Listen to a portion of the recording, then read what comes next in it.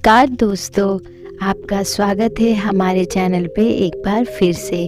तो आज हम लोग जो कहानी देखने वाले हैं बहुत ही इंटरेस्टिंग होने वाली है और बहुत ही इंस्पायर होने वाली है और बहुत ही शॉकिंग होने वाली है। सोच रहे होंगे कि क्यों, ऐसा क्या है।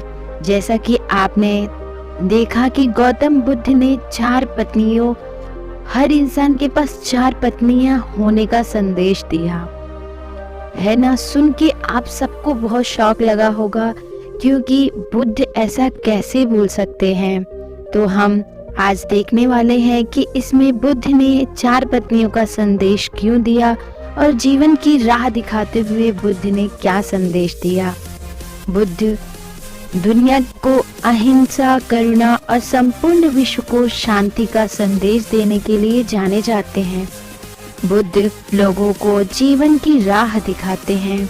भगवान बुद्ध ने पूरी दुनिया को करुणा और सहिष्णुता के मार्ग के लिए प्रेरित किया है। गौतम बुद्ध का कहना था कि हर पुरुष की 4 पत्नियां होनी चाहिए। इसके पीछे एक दिलचस्प कहानी है। बुद्ध के प्रारंभिक उपदेश वाले 32 आगम सूत्रों में से एक ये कहानी है जिसका मैं जिक्र करती हूँ। बुद्ध ने सुनाई 4 पत्नियों की कहानी। एक आदमी की 4 पत्नियां थी। प्राचीन भारत की सामाजिक व्यवस्था ऐसी थी जहाँ एक पुरुष कई पत्नियां रख सकता था। समय बीतने पर वो व्यक्ति बीमार पड़ गया और उसे अपनी मौत करीब दिखने लगी। जीवन के अंत में वो बहुत अकेलापन महसूस करने अपनी पहली पत्नी को बुलाया और उसे अपने साथ दूसरी दुनिया में चलने के लिए कहा। व्यक्ति ने कहा, मेरी प्यारी पत्नी, मैंने तुम्हें दिन रात प्यार किया, जीवन भर तुम्हारा ख्याल रखा। अब मैं मरने वाला हूँ, क्या तुम मेरे साथ वहाँ चलोगी जहाँ मैं अपने मृत्यु के बाद जाऊं। उसे उम्मीद थी कि उसकी पहली पत्नी का जवाब हाँ ही होगा, लेकिन उसने ऐसा जवाब नहीं दिया। उसने कहा, मेरे प्यारे पति, मुझे पता है कि आप हमेशा मुझसे प्यार करते थे और अब आपका अंत करीब है। ऐसे में अब आपसे अलग होने का समय आ गया है। अलविदा मेरे प्रिय।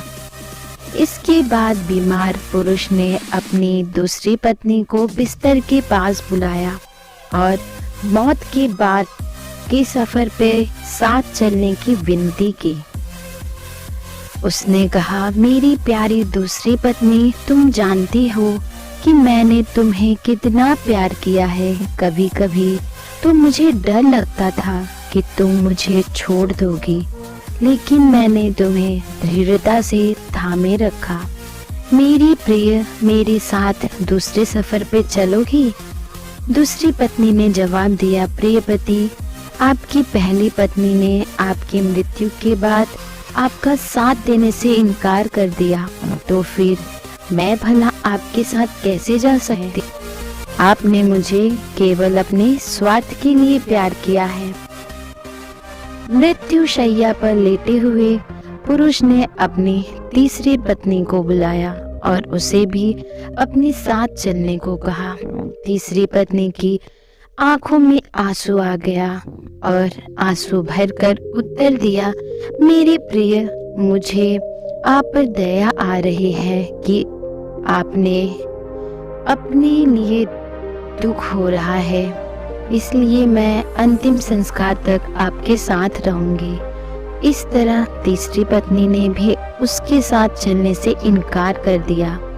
चौथी पत्नी को जब तीनों पत्नी ने उसकी मृत्यु के बाद उसका अनुसरण करने से इनकार कर दिया, तब उसे याद आया कि उसकी एक और पत्नी है, उसकी चौथी पत्नी, जिसकी उसने ज्यादा परवाह नहीं की थी। चौथी पत्नी के साथ उसने हमेशा एक दासी की तरह व्यवहार किया था और हमेशा उसे दुत्कारा था। पुरुष ने सोचा कि अगर वह अब उससे अंतिम सफर पर साथ चलने को कहता है तो वह निश्चित रूप से मना कर देगी। हालांकि वह इतना ज्यादा डरा हुआ था और अकेलापन महसूस कर रहा था कि उसने अपनी चौथी पत्नी से भी दूसरी दुनिया में साथ चलने की गुजारिश की। चौथी पत्नी ने अपने पति के अनुरोध को तुरंत स्वीकार कर लिया। पति के अनुरोध करने पर चौथी पत्नी ने कहा, मेरे प्यारे पति, मैं तुम्हारे साथ जाऊंगी, कुछ भी हो, मैं हमेशा आपके साथ रहने के लिए दृढ़ संकल्पित हूँ। मैं आपसे कभी अलग नहीं हो सकती। यह कहानी है एक आदमी और 4 पत्नियों की। गौतम बुद्ध ने अपनी कहानी समाप्त करते हुए कहा, प्रत्येक पुरुष और महिला की 4 पत्नियां या पति होते हैं और हर एक का खास मतलब होता है। पहली पत्नी या साथी हमारा शरीर होता है जिसे हम दिन रात प्यार करते हैं। सुबह के समय हम अपना चेहरा धोते हैं, कपड़े और जूते पहनते हैं, हम अपने शरीर को भोजन देते हैं। हम पहली पत्नी की तरह अपने शरीर का ख्याल रखते हैं, लेकिन दुर्भाग्य से जीवन के अंत में शरीर यानी पहली पत्नी हमें अगली दुनिया में नहीं ले जा सकती है। जब अंतिम सांस हमारे शरीर को छोड़ती है तो चेहरे के रंग बदल जाते हैं और हम अपने उज्जवल जीवन को खोने लगते हैं।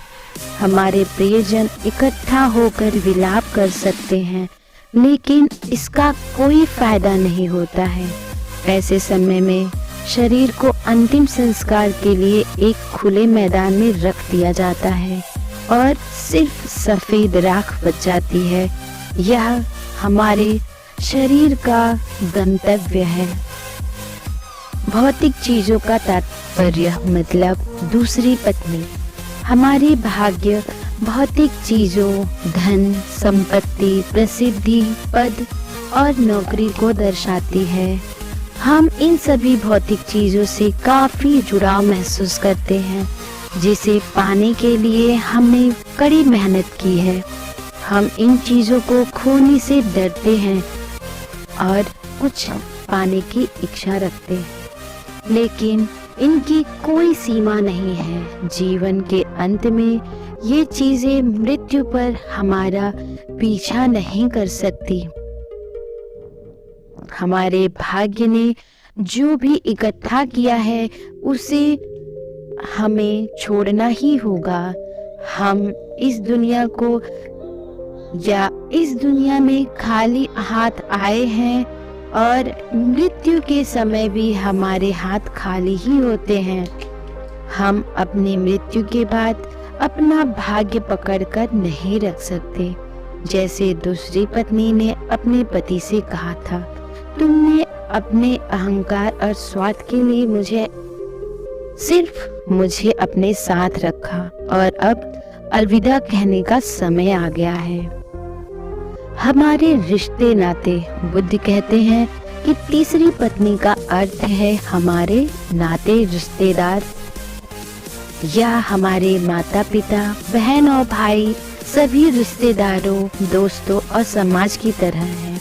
वह आंखों में आंसू लिए हमारे साथ शमशान घाट तक ही आ सकते हैं। वे हमारे लिए दुखी और उदास रहते हैं, इसलिए हम अपने शरीर, भाग्य और समाज पर निर्भर नहीं रह सकते।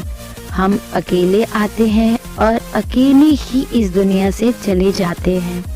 मृत्यु के बाद हमारा साथ कोई नहीं दे सकता। चौथी पत्नी का क्या मतलब है?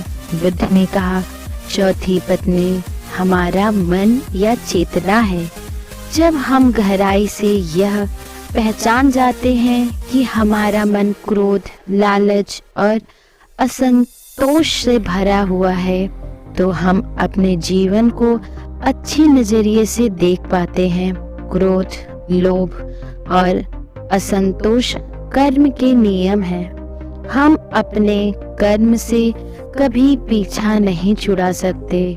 जैसा कि चौथी पत्नी अपने मरते हुए पति से कहा था, तुम जहाँ भी जाओगे मैं तुम्हारे पीछे चलूंगी। तो दोस्तों, आपको इससे ये सीखने मिला कि हमारे जीवन में चौथी पत्नी का महत्व क्या है। तो